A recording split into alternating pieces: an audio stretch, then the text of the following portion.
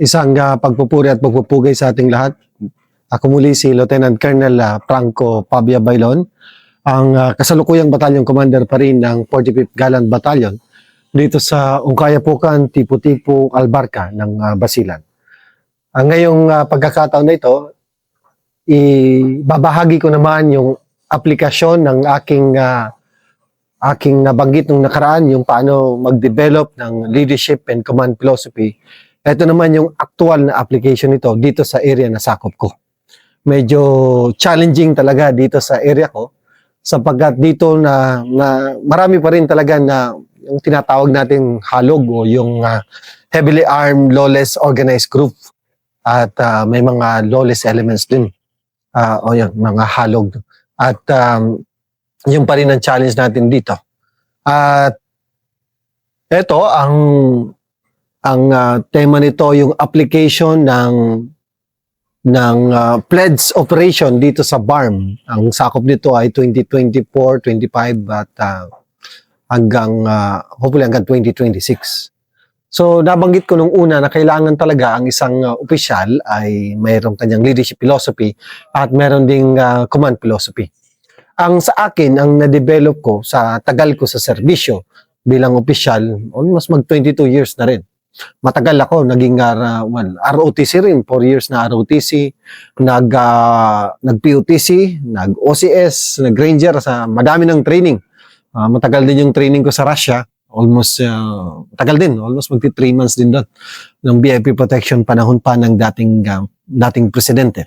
So ang na-develop ko sa aking tagal sa serbisyo, ang aking command philosophy sa 45 IB, ito rin yung base na rin nung ako pa'y company commander ng 13th Ranger Company. Mission first, men always, while faith and excellence in work shall truly set us free.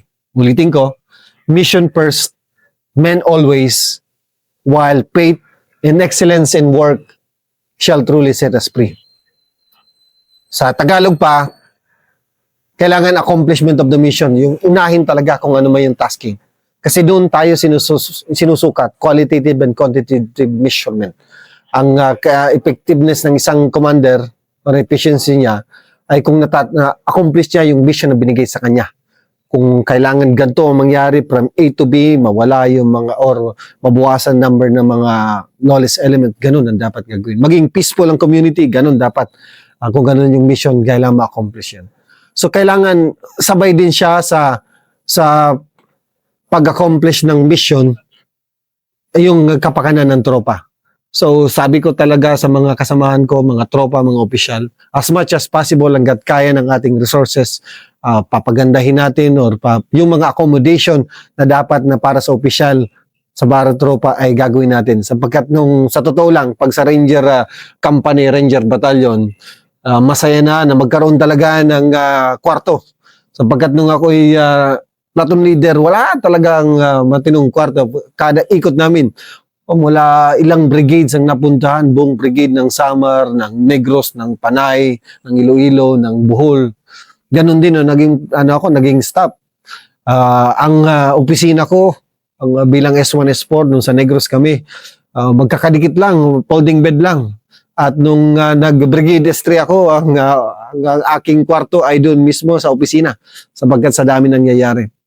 At ibang-iba siya dito sa Infantry Battalion. So as much as possible, since territorial kami, nagagawa namin ng napapaganda ang facility para sa mga opisyal at tropa. Dahan-dahan, hindi kaya ng buweltuhan yon, malakihan. Pero tuloy-tuloy pa rin yon. At least may yung facility, yung uwian. I think isa sa may pinakamahabang uwi dito sa buong 11th Division ng 45 IB, tinuloy ko lang mula sa mga nauna pang battalion commanders dito, implementation. Sports activity at yung mga socials and pag-handle ng kaso ng maayos. Yun ang second part ng command philosophy, mission first, men always. Ang pangatlo nito, yung paniniwala. Sapagkat maraming mga tao dito, iba't iba ng paniniwala. Hindi ako Kristiyano, hindi rin ako Muslim, omnist ako. Naniniwala ako na may katotohanan sa lahat ng paniniwala, pero ang tunay na katotohanan ay wala talaga sa isang relihiyon. So sa paniniwala namin, kailangan igalang ang lahat ng pananampalataya at ganun din sapagkat ang tao ay naghahanap ng tunay na kaluwasan or enlightenment or kanyang peace with the with the creator. So ganon, respeto sa paniniwala, at the same time pagkakaroon ng paniniwala sa isang sa paniniwala sa lumikha, kung ano man to, monotheism man or ano man, kung ano man tawag natin sa kanya. At ganun din ang excellence sa paggawa, sapagkat naniniwala ako na para mabigyan ng katotohanan or ng reason yung existence ng tao, reason natin bilang individual, kailangan yung ginagawa natin, bigyan natin ng buong puso ito ng ating buong kakayanan upang give justice doon sa oras na binigay sa atin na may kapal. So, yun ang aking command philosophy. Mission first, men always, while faith and excellence and work shall truly set us free. Now, sa aking journey bilang official ng Armed Forces of the Philippines, maraming naging impluensya para maging sino ako. Maliban doon sa aking pamilya, si kay Colonel Oliver Bailon, Philippine Navy Marine Corps, na ngayon ay full colonel niya lang. Ganon din yung aking kuya na si Colonel Paulo Bailon na nasa Special Forces Regiment, Commandant ng ISIC ngayon. Very influential sila doon sa foundation ko nung kabataan ko. Nakita ko sa kanila kung ano yung buhay na meron, at ako'y humanga at ako'y nabigyan ng yung pananaw dahil sa kanila na maganda pala ang pagsiservisyo sa bayan. Well, ganun na rin yung aking ama na pumayapa na, at yung mga nauna pa sa amin na nagserbisyo nung kapanahunan ng Second World War at even before that. So sa serbisyo ko, mga nakasama kong opisyal, magsimula tayo kay Sir Allen Capuyan. Siya ang kauna-una akong battalion commander. Very influential siya. Pagdating sa Intel Operation, nakasama ko rin si Sir Antonio Naparete, ang commander ng West Mincom Command ngayon. Si Sir Arman Arevalo, sa kanya ko natutunan yung matatag na pundasyon. Siya nagsimula noon. Kay Sir Lieutenant General Fernando Reyeg, yung the excellence, the principle of excellence and kairos, yung timing. At ganun din kay Rolando Joselito Bautista, ang dating CGPA, dating DSWD Secretary. Matagal kami nagsama nung kami nandito sa brigade at sa PSG at nung nasa DSWD siya. Ganon din ang isa sa mga dati kong battalion commander, Lieutenant General William Gonzales Imposnado. Ang dating battalion commander ng 2nd Ranger Battalion at naging division commander ng 11ID, si Sir Bompat, Sir Ignatius Patrimonio. Naalala ko yung nagawa namin na staff na ako ng division G8 11ID, yung first ever triathlon Sulu. So na-conduct yun last year. First ever yun, first ever. At ang current division commander ko ngayon, si Leonardo Peña. Marami akong natutunan sa kanya pagdating sa trabaho at sa pananampalataya. At ang dating brigade commander ng 101 Brigade, si Sir Alvin Luzon. At ngayon, nakasabay ko rin si Sir Felicidario. Si dating brigade commander ng 1101st at battalion commander ng 1st Ranger Battalion. Ganon din si ngayong J3, si Sir Soderio. Siya yung battalion commander ng 3rd Sarbinon. At ang aking course director, si Sir Gulliver Signeres, na division commander ng PID. At si Yusek Rinaldo Mapago, nakasabay ko na matagal nung ako ay nasa DND. Ang hawak namin Task Force Balaglob. At isa rin sa idol ko talaga mula noong patingin, tinitingala ng Ranger Regiment, si Sir Dennis Iclarin, sapagkat yung kanyang kagalingan sa pagsulat, tapos combat prowess, ganun talaga. Marami akong natutunan sa kanya. Yung kanyang aklat, natapos ko rin. Tapos, nung junior officer, idolo talaga siya, ibang tingin. Sabi ko, yan ang standard na dapat sundin. Ngayon, dito naman sa area namin, dito sa Basilan, ang mission talaga namin dito ng 40P5B ay yung implementation na ito ng Command and Leadership Philosophy at yung tunay na situation dito sa Basilan. Nadipid na ang Abu Sayyaf Group, wala na talaga. Although may mga lawless elements pa at yun na lang ang hinahanap namin ngayon na mga batalyon na nandito sa Basilan. And hopefully by the end of December 2025, meron na po kaming matapos na po at maubos na or kundi magbalik loob o ma-neutralize na sila through combat operation ng mga lawless elements. Now, marami pa rin talaga dito na heavily armed lawless organized group. Kailangan i-engage pa rin sila. Kailangan pa rin na continuous yung sa peace process at tuloy-tuloy pa rin dapat yung decommissioning process na para sa kanila at yung transformation program na dapat sa kanila. So, yun ang mga challenges namin dito. So, kailangan tuloy-tuloy yung initiatibo or yung programa ng national government. We are towing the line. Kung anong sinabi ng brigade, ng division, ng Western Mindanao Command, kung anong tasking sa amin, yun ang gagawin namin. Sapagkat bilang officer, kung anong binigay na mission sa isang batalyon sa officer, yun dapat ay i-accomplish niya. At hindi dapat siya veer away or tumahak na ibang landas. Meron pala akong constant reminder sa sarili ko para masolusyonan yung mga current challenges dito sa area. Habang kumakain kami, nilagyan ko ng doon sa kainan namin ng The Bridge. Constant reminder. Ito yung ibig sabihin ng The Bridge, yung principle ng bridging leadership, internal saka external. Ang bridging leadership ay na-develop talaga dito sa Pilipinas. Shout out to Prof. Gabino and Brigadier General Bim Quimado. Ito ay natutunan ko rin nung hawak namin ng AP Leadership Development Center na ma-organize to. Na ang solusyon sa problema ng isang komunidad ay hindi lamang dapat galing sa mga sundalo, ngunit ito ay dapat ay galing sa komunidad.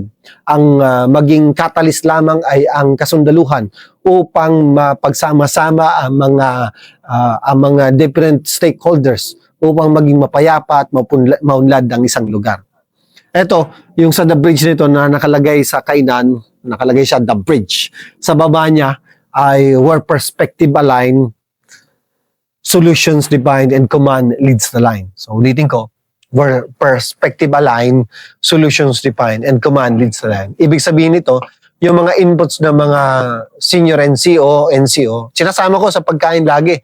Yung kung sino man, yung mga taga-motor pool, taga-headquarters, si First, Sergeant Major, ang mga officers at yung mga bisita. Ang kumukuha kami, nagbibigay sila ng inputs nila at sinasama ko yun sa mga data tapos sa pag-analyze at makapag-synthesize ng tamang solusyon dun sa problema na meron na hinaharap na halimbawa problema man internally pagdating sa problema na nagkaroon ng sa tropa or kanyang kaso or dun sa komunidad, halimbawa sa Buhilibong nagkaroon ng reduced settlement, mga ganon, at sa Albarca halimbawa tuloy-tuloy din yung engagement na magkabilang partido, paano ma-solve ito.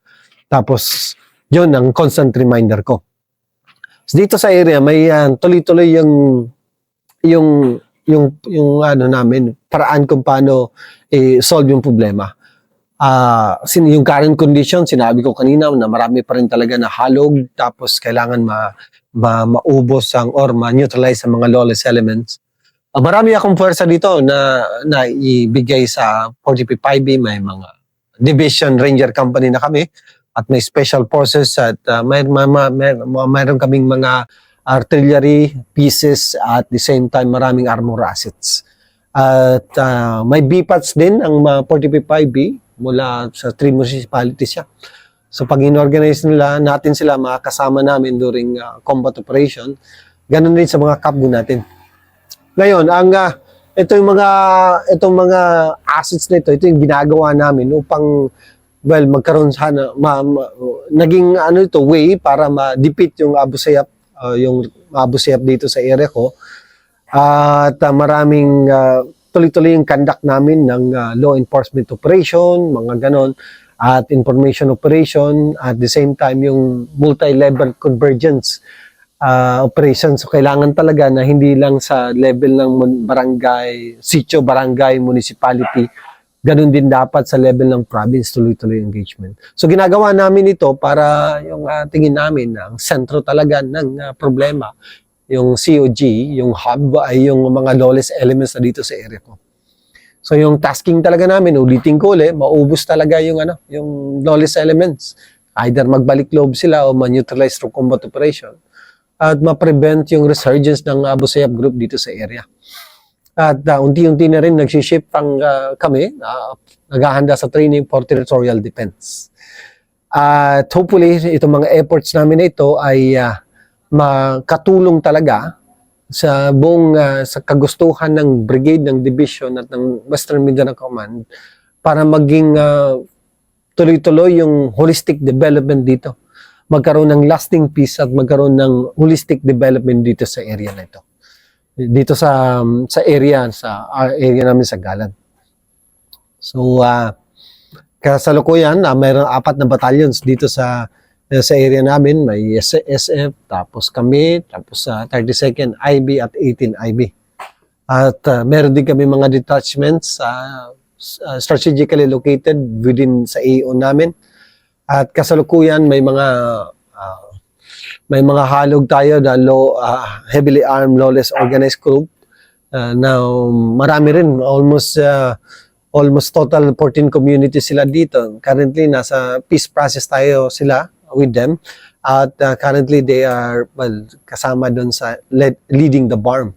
So, yun ang isa sa mga challenges namin dito sa kanila. Pero kailangan pa rin constant engagement with them sa mga commanders ng mga MILF, ng mga halog, Ganun din sa mga continuous na engagement dun sa mga MNLF dito na marami rin community sila, almost 13 to 14 communities din at marami rin silang firearms at tuloy pa rin yung peace engagement sa kanila namin.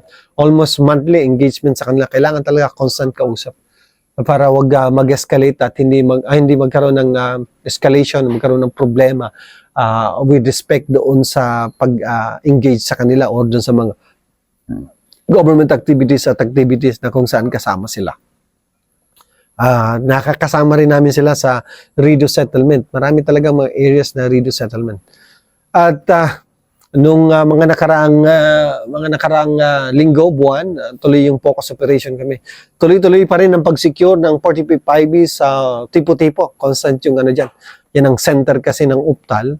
Karamihan ng mga tao na mamalengke, nagpapagamot, buwibili ng mga essentials nila, kung hindi sa lamitan, kundi sa tipo-tipo proper. So, yung security namin ng 45 IB, especially ng Bravo Company, ay tuloy-tuloy pa rin doon. Sa Ungkayapuka naman, yung Alpha Company, medyo challenging na area. Tuloy pa rin yung pag-deploy at deploy sa area ng Ungkayapukan at mga checkpoints, constant day and night and engagement with the local executive. Ganon din sa Albarca, ang Charlie Company ng 45 IB sa headed ni Lieutenant Binulok, ni Ray Binulok, nandun siya. Continuous engagement, very maluwag yung area at historically maraming challenges talaga doon. So ganun pa rin ang ginagawa ni Binulok, engagement with the mayors, vice mayor and barangay captains. At ni-invite ko rin yung mga barangay captains dito ng Albarca next week. Dito rin sila, magkaroon kami ng konting fellowship shoot, by kain para malaman talaga kung anong problema sa area o kung meron man, at least masolusyon ng kagad to at kain sila. Magkain, budol fight kasama ng tropa. Konting kwentuhan at kape. Ang ginagawa namin lang dito yung Boy Abunda concept. Sabi ni Boy Abunda, kahit mahaba ang kanyang buhok, sabi niya, kaibigan, usap tayo. So yun ang ginagawa namin. Very significant din yung nangyari nung nakarang election sapagkat relatively peaceful at walang namatay, although may mga away nung nakarang election, which is quite unique and extraordinary. Pagdating dito sa Albarca, kung kaya po nga na tipo-tipo, may mga counting putukan, putukan at suntukan. during election day, pero relatively peaceful naman at na-declare on time yung kung sino yung mga nanalo, hindi lang dito sa municipal level hanggang provincial level. At marami rin ang nakuha na IEDs, improvised explosive device ng batalyon. Maraming nakuha ganon. At ito'y sa tulong na rin ng mga KAA at ng mga sibilyan. Nung a couple of months ago, kalat naman to at may mga news reports naman ito. Yung dalawang 81mm mortar na nakalagay sa galon ay dahil sa pagbigay ng impormasyon ng sibilyan na taga-tipo-tipo rin.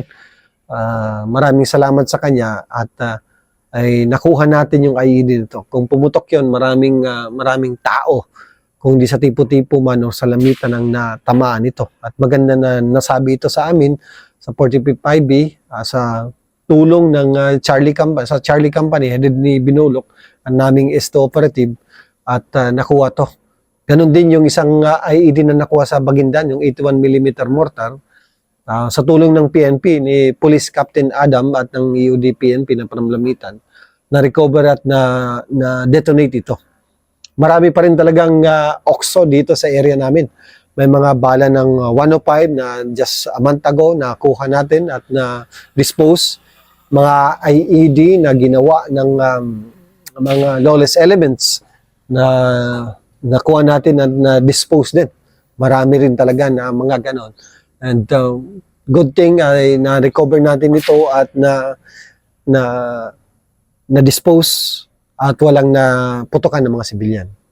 Ang good thing dito rin sa area sa Uptal ay nakakausap natin ang mga MILF, may mga activities kami kung saan kasama sila na maglakad.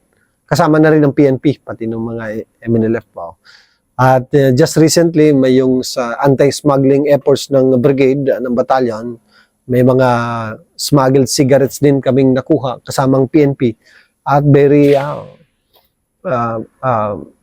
masigasig din ang Coast Guard dito sa area natin sa Uptal at yung mga kontraband na sigarilyo na galing pa sa Malaysia ay na bumaba dito sa area ng Albarca ay nakuha natin at na turn over sa Bureau of Customs for proper disposition.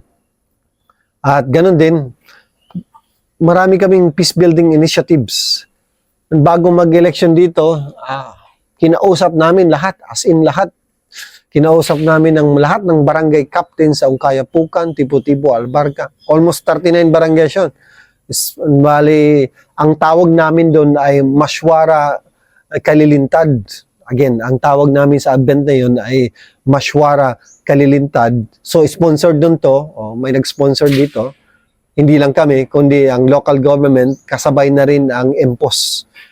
Kasama si Prof. Akbara. So, nangyari nito, gumawa kami ng concept paper na maganda para maiwasan yung mga violent activities before mag-election. Kinausap namin lahat ng barangay officials, 39 barangays, at tinanong namin kung ano mga problema nila at paano bigyan ng solusyon ito. Kinausap din namin lahat ng election officers, yung mag-serve during sa election. So marami-rami mga teachers to, umabot almost kung di kami nagkakamali, nasa 140. So kinausap namin sila whole day, tinanong namin yung mga problema nila during election at binigyan namin ng solusyon. Yung problema sa paglinya, tapos saan dapat ilagay yung sundalo na pasok noon sa election-related laws, at yung PNP at yung matitigas ang ulo kung ano ang gagawin sa kanila. Sila mismo nag-recommend at in-implement namin to. Kinausap din namin lahat ng MILF commanders. Pinapunta namin dito sila. Ganon din, nagkape kami at binigyan ng kaunting souvenir anong may tulong nila. Lahat din ng MNLF commanders, MNLF, kinausap din namin. Pati Joint Peace and Security Team, yung mga JPST. Kinausap din namin lahat ng mayors. At kinausap din namin lahat ng Sangguniang Bayan members. At mahaba yung kapihan. Medyo, tingin ko parang nasa dugo ko yata. Hindi na dugo, kundi kape na lang. Nasobrahan sa kape. Pero maganda talaga yung boy abunda concept na kaibigan, usap tayo. Kung ayaw na lang makapag-usap, saka namin gagamitan ng full force. effort ng 45IB. Kasama na yung Division Ranger Company at yung Special Forces at lahat ng asset namin. So ito, makikita natin yung application ng sinabi ko kanina ng Filipino Military Leadership, yung naunang ano natin, yung implementation ng bayanihan o sa English pa, yung collaborative spirit. So kailangan talaga laging makipag-usap buong stakeholders, whole of nation, whole of government approach upang masolusyonan yung problema ng community. It is working right now, so pasok pa rin siya doon sa yung definition, pasok siya sa definition ng Filipino Military Leadership. Yung Filipino Military Leadership ay culturally based. At isang elemento nito, yung pag-unawa ng sa sarili natin sa loob at yung collaborative spirit natin o yung bayanihan. So, ganun talaga. At although may mga konting problema sa areas about noon sa movement ng mga halog, pero kailangan pa rin talaga na continuous engagement sa kanila. Monthly basis kung kaya talaga. At mayroon din tayo mga peace building efforts. So before election, maraming sponsor tayo. From Globe, from MBAI, APSLAI, AMSLAI, PAPSIPIC, na nagbigay sila ng mga school supplies bago mag-start yung natin, yung calendar school year this year, yung pasukan nagbigay. So nabigyan natin to sa mga MILF saka MNLF communities. Sa Ulitan, yan very challenging area talaga, part ng Kayapukan. Nakapasok tayo doon kasama yung mga MILF. Very receptive naman sila, tapos happy sila. At nagbigay din pala ang Jollibee. Shoutout sa Jollibee, baka or maybe baka hopefully magbigay. Yung McDo na lang at Chowking. Pero maganda yung nabigay ng Jollibee. Shoutout sa kanila. Marami silang natulong. Kasama na rin yung MBAI, yung pagpunta. Hopefully later on, kasi ang hiling ng mga bata dito, makapunta yung mascot ng Jollibee. Hopefully makasama natin sa Albarca later sa next activity. At dito nag-conduct rin kami ng yung tawag namin dito sa tawag sa approach na ito or activity na ito ay PCBE, Preventing Violent Extremism. So yung mga bata, nag-conduct tayo dito, yung YLS, Gallant Youth Leaders. First time to nangyari dito sa area na to. At with the help of LGUs, nag-sponsor din sila. Makita nila yung kagandahan ng programang ito. So tuloy-tuloy yung suporta nila sa mga youth ng mga taga-Ungkayapukan, Tipo-Tipo, Albarca. At hopefully, kasi limited talaga ang mga sundalong mga galing sa tribe ng Yakan. Puro Tausug lang, Bisaya at yung mga Ilocano at kaunting Tagalog. So nakita natin na maganda talaga. Hopefully, through these efforts, isa sa mga efforts na ito, matuloy-tuloy natin yung recruitment nila at maging part, kung di man sila maging part ng PNP, ng Coast Guard, ay maging part ng Army. Dito sa area nito, majority, if not all, pumapasok ng Coast Guard sapagkat nakita nila na magandang way rin para sa kanilang personal growth. Coast Guard, sumunod ng PNP at pangatlo lang ang sa Armed Forces ng Philippine Army. Hopefully mabago natin yon at madami yung maging ma-recruit natin at maging part ng Armed Forces. At dito sa area namin, almost 7 redo settlement na since January ang na-settle ng 45IB. So, ang usapan namin dito, may normal redo settlement sa gantong area sa Southern Philippines. Even though yung iba talaga paulit-ulit, counting problema, redo again. Pero hopefully hindi mag-result sa mga violent incidents. So, kinakausap pa rin namin. At ang sinasabi namin sa kanila, pag naulit lang ulit ito, ay kami na mismo 45IB na yung magkakaso. Kasi yun ang nagiging problema sa redo settlement. Pag walang gusto, sa redo pala, walang gusto magkaso. Ngayon, nang sabi ko, which is sinimulan na namin, may isang, matigas talaga ang ulo. Ang nag-file ng kaso kami na. So, sabi ko sa kanila, para maklear sila, ay kailangan Para hindi pala mag-prosper yung ma-resign sila ng warrant kasi nasa sala na ni Judge Leo Principe ngayon yung mga kaso, yung pinail namin. Kung gusto talaga nilang matigil to at wag na magkaroon ng warrant of arrest at hindi sila ma-detain sa airport at hindi makapag-Hajj o hindi makapunta ng Zamboanga or Manila, i-settle nila yung rido. Tapos both parties magbigay ng tigisang sinapang or kung isa o dalawa man, ganun din. So, part din pala yun sa ginawa namin concept nung nasa 11 Hours pa ako, yung pag-ayupot concept na in-implement ng buong division na kailangan sa rido settlement magbigay ng firearms sa magkabilang partido. One way rin to para mabawasan yung firearms dito sa area ng 11ID. At the same time, deterrence na rin to na pag nag-rido uli sila, mababawasan yung firearms nila. So, maganda naman siya, effective naman siya. At yung kanina pala, hindi ko rin nabanggit, kasama rin doon sa konsepto na yon yung nagiging issue kasi ng MNLF, yung SRSF. So one way para ma-solusyonan yon yung marami na tayong mga KA na MNLF. Hindi lang dito sa Basilan, kundi doon sa Sulu. So nagawa namin yung concept na yon sa tulong ng Sabertooth Battalion. Kasama ko nag-develop ng concept na yon para yung hinaing nila na yung SRSF at yung source of livelihood ng MNLF at daan-daan na silang mag-merge sa community at maging bahagi lalo ng gobyerno. Yun ang isa sa mga solusyon na nakita namin doon. Yung ganong approach, yung pag-ayupot concept. At tuloy-tuloy yung engagement namin sa mga kabataan sa schools, tuloy-tuloy din yung pag-lecture ng gaya kanina maliban sa YLS, yung preventing violent extremism, yung pag-discuss sa kanila yung mga negative yung radicalizing them, yung negative na paggamit ng hadith. Kasi iba't-iba tayo ng hadith, yung sa pag-interpret sa Quran or yung supplemental ng Quran. Yung hadith minsan iba, radicalize yung negative side nito ang binabahagi doon sa mga kabataan. So kasama namin dito yung mga taga-ulama council, yung pag-explain kung ano talaga yung essence ng Quran, ng yung true nature nito, yung sa maging peace-loving citizen tayo. At marami na rin nagbalik loob dito sa area namin.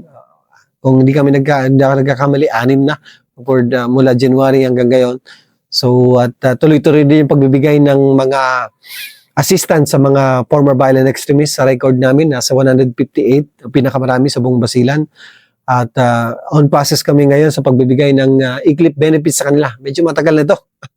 Pero yung e-clip benefits until now, wala pa. Reintegration assistance, tapos remuneration ng firearms. At sa mga nakikinig ng mga FBs yan, hopefully, bago matapos itong taon na ito, makuha nyo na yung firearm remuneration at yung assistance. Kasi alam ko, marami nang naibigay sa inyo, ang MPOS, ang KPMFI, ang Balay Mindanao, at yung USAID, saka Australian Aid. So hopefully, maibigay na natin to at matuloy rin yung pasalubong center natin dyan sa baba. Yung kung saan yung mga products natin, yung banana chips, yung hito, yung chicken dispersal, at in the same time, yung mga dried fish ay dyan na rin yung processing at dyan na rin yung itinda natin sa kanya. At yung huli natin ay yung car wash kung saan yung mga misis or dating former rebel ang mag-handle ito. Okay na yung concept pero unti-unti lang natin. Para masyado kasi marami, baka mabulunan yung mga maraming yung tropa natin. Regular na tropa, kaaman sa kabipat. So katulang natin dito, lahat talaga bipats, pati mga former violent extremists. So yung ganong mga diskarte, innovation, ay bahagi pa rin yun sa Filipino military leadership. Yung pag-unawa sa sarili, loob, yung bayanihan, at yung diskarte, yung innovation. Diyan daw magaling ang Pilipino. Kahit deploy mo man sa labas or mag-training or ma-deploy sa UN deployment, yan ang tingin nila sa Pilipino, madiskarte talaga. Tuloy pa rin, isa na lang pala ang natin, Community Support Community Support Program pala natin sa Magkawanal. Hopefully, ma-close natin ito this before the end of this year. Tuloy pa rin yung engagement namin sa mga other agencies, sa province, tapos yung mga other stakeholders. Kailangan talaga to para suportan ng lahat para ma-meet yung objective or yung mission ng 45B. Sabagat kulang talaga pag kasandaluhan lang. We'll provide the muscle, we'll provide some sort of expertise, but the support coming from down to the province, from the sitio to the province, kailangan po talaga. And other government and non-government organizations saka INGOs. So papasok na rin po yung mga international non-government organization. At kagaya ng nabanggit ko, very supportive din po talaga ang mga barangay captains at yung mga municipal mayors natin. Hindi lang sa area ko pa, hanggang sa Lamitan. So na-engage po natin hanggang sa Maluso. Shoutout kay Mayor Kaiser. Congratulations at very supportive din siya. Pati si Mayor ng Lamitan sa atin. At ganun din sa Sumisip. Shoutout din kay Mayor Boy, kay Vice Mayor Boy, at sa kanyang anak. Very supportive din sila sa mga event po natin. Mayroon pa rin para tayong program na small arms and light weapons program, kasama rin ito sa innovation ng brigade pati ng battalion. So far almost 150 panahon pa ni shoutout kay Colonel Colanda, sir. Marami, pero on process kami ngayon, sir, sa paano mabigyan yung remuneration ng firearms, sapagkat marami na po talagang nagsasabi na kailangan na nila para magbalik uli ng firearms. So maraming na-surrender, sir, mula mortar hanggang M60A3, tapos mga M203, at may na-extension na rin tayo almost 257 firearms sa buong Kayapukan. So yun ang po talaga inaayos natin ngayon with the help of MFI, pati ng brigade. May bigay po talaga yung appropriate remuneration na ito o yung valuation niya para marami po pong susunod na mag-surrender ng firearms. Katuwang pa rin talaga namin ang National Task Force to End Local Armed Conflict, yung Task Force Balikloob. At maraming suporta, may mga suporta pa rin silang binibigay. At ganoon din po pala, since na-declare ng Abu Sayyaf free ang buong Basilan, ang mga mayors po nagsabi talaga na ESG free na ang Kayapukan, Tipo-Tipo, Albarca, although may mga lawless elements pa rin po. Na-declare na ito at nagkaroon po na yun ng very fortunate din po ako na na-declare to during the time nandito po ako. Nung nandun kami sa Sulu, ng Brigade Exoco, panahon kasama ko si Sir Bokyo, conceptualized ng brigade at na-approve ng division, yung ASG pre ng buong Sulu. Dito naman, that very fortunate ako na pag nalipat ko dito, na-declare na rin ang buong Basilan as ASG pre. At maraming mga firearms na rin ang na-remunerate. Na-demil at yung iba na remunerate na bigay na rin po sa mga naunang na-surrender pa. Nangyari pala dito, sir, yung mga kasama, yung na-surrender pa noon sa 64th IB, 18 IB, 5th Ranger Battalion, na kinonsolidate namin. Kasi yan po ang hinaing ng mga former violent extremists. Paalis-alis, umalis, nagbalik loob sila sa military unit, ngunit hindi na sila pinansin ng mga dating unit. Kasi ganyan po talaga nag-experience ko sa Task Force Balikloob. Maraming mga firearms na or nagbalik loob. Tapos yung turnover yung problem. Turnover sa bagong unit. So yun ang talaga isa sa mga sa approaches namin para hindi sila bumalik sa dati nilang gawain, ay kailangan talaga na pangalagaan at laging i-monitor at papuntahin pa rin sila. Kausapin lagi yung mga former violent extremists. At tuloy-tuloy rin po pala ang namin na mga information operation efforts. Makikita niyo naman po sa, hopefully mapalo niyo po ang Facebook account ng 45IB Gallant Troopers. Ano po nakita kung ano yung mga efforts po ng batalyon upang truly maging peaceful po ang area po natin dito sa Uftal. At magkaroon din po talaga na mawala na po talaga mga lawless elements. Grabe po ang tourism potential ng Kayapukan, Tipo-Tipo at Albarca. Sabi ko nga dito sa Tipo-Tipo, kung alam niyo po yung Daranak Falls sa Tanay, meron po dito ganon sa Tipo-Tipo. Yung sa Kayapukan naman po, meron po tayo dyan na ang tinatawag po nila yung yung sandbar, kung saan pwede mag-inom sa sandbar, nalulubog lilitaw. Pwede po rin mag-inom doon. Okay naman kay Mayor. Pero maganda po siya. Pwede Instagram, pwede rin po Facebook, magandang area. At sa Albarca, ganun din po. Yung Hill 510 o yung Chivalry Hill. Maganda po ng view. Kita mo yung buong almost half ng Basilan. At ganun din po yung yung beach na meron po sa Albarca. Napakaganda. So, marami pong mataas po yung tourism potential ng area na hawak namin. Ayun po, i-summarize ko lang yung senior ko po ngayon po sa inyo.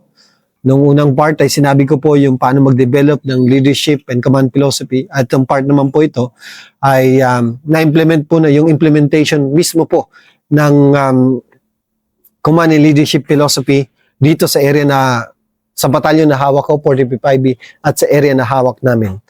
At ito po talaga yung implementation ng Filipino military leadership, yung yung element o yung flavor, Filipino leadership flavor, yung kung paano magdala ng tropa, paano understanding the Filipino culture, understanding oneself, yung innovation, at the same time yung concept ng bayanihan para ma-accomplish yung mission po natin. Mission namin dito sa area na to. Muli, maraming salamat po at mabuhay tayong lahat.